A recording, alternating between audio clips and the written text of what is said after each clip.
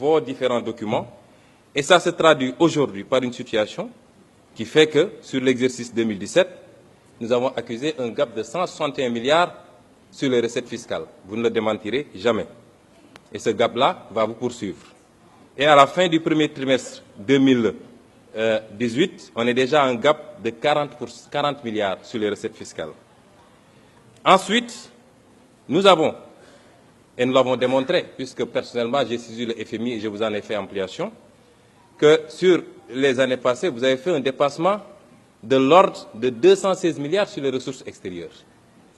Et c'est extrêmement gravissime, ça veut dire que tous les chiffres que vous nous donnez, nonobstant votre rengaine habituelle sur les notations ou je ne sais quoi, tous les chiffres sont faux. Et voilà les causes de la difficulté de trésorerie, malgré les dénégations. Et ça conduit à quoi? Ça conduit à une frénésie de l'endettement, 61% sur le PIB. C'est inadmissible pour le Sénégal. Parlons des eurobonds. 100 milliards en 2009, 250 milliards en 2011, 250 milliards en 2014, 660 milliards en 2017 et 1184 milliards aujourd'hui. Et vous nous dites que vous n'avez pas de difficulté. Pourquoi cette frénésie de l'endettement? Pourquoi, dans le cadre de cette loi de finances-là, vous êtes encore dans cette dynamique de créer toujours et encore des taxes? Mais si on examine les 3 taxes que vous créez, prenons la première, la taxe spéciale du secteur des télécommunications. Elle vient remplacer une autre taxe de la même nature qui a été votée ici il n'y a même pas un an, en 2017.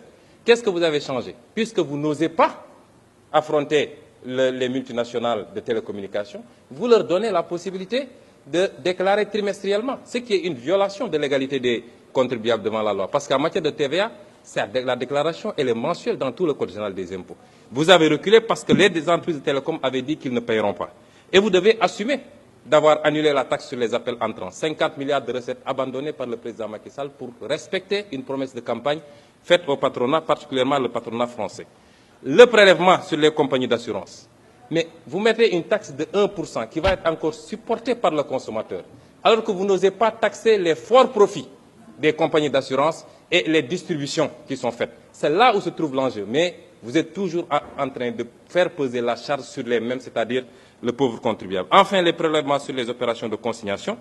Monsieur le ministre, nous savons que ce prélèvement est taillé sur mesure pour la société de droit suisse qui s'appelle Adax Énergie, qui fait l'objet aujourd'hui d'un redressement de 100 milliards fraude fiscale sur ces opérations-là. Et nous suivons de très près l'arbitrage qui est sur votre table, parce que nous savons que cette loi, elle est taillée sur mesure pour cette société.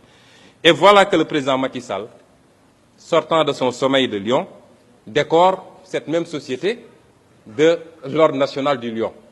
Les multinationales viennent ici, elles fraudent, elles grugent le fisc, mais on les décore après de l'ordre national du Lion. C'est très bien fait, et puis on avance. Et comme d'habitude, parce que ce qu'on ne dit pas assez, c'est que cette société est impliquée dans le scandale de la SAR avec les 8 navires qui ont été commandés sans passer par le conseil d'administration. 400 milliards, vous êtes très informés de ce dossier. Et c'est cette société qui est décorée aujourd'hui, et cette société qui mérite qu'on lui présente, qu'on fasse une loi spéciale, que nos 20 députés vont voter. Il y a une plainte aujourd'hui à Londres et une plainte au Sénégal. Notre Assemblée nationale aurait dû s'autosaisir si elle était digne de son nom. Et je sais très bien que le président de notre auguste Assemblée connaît bien cette société, presque propriétaire de Oryx, dont il a été lui-même actionnaire, même s'il se défend d'avoir cédé ses actions depuis 2006. Voilà ce qui se cache derrière cette loi de finances rectificative et comment le Sénégal est géré sous Macky Sall, c'est-à-dire c'est les lobbies, c'est les amis, c'est les intérêts et c'est la famille. C'est ça la gestion du Sénégal.